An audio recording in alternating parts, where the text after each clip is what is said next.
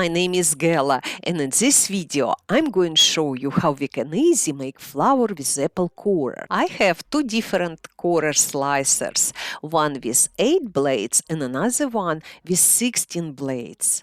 You can also find on the market 12 blades. We need cut radishes in half before making flours. To prevent cutting radishes through, we can use wooden skewers. Make sure you watch whole video because I have useful tips for you. Personally, I don't use wooden skewers. I just manage pressure what I apply to my radish. 8 blades is my favorite flour design, but also we can use 16 blades corer. It's up to you which one will be your favorite. We can make flours one day in advance. Just keep them in Ziploc bag with wet paper towel in refrigerator. If you don't have apple corer, get one because it's so useful tool to slice and core at the same time, not only apples, pears too.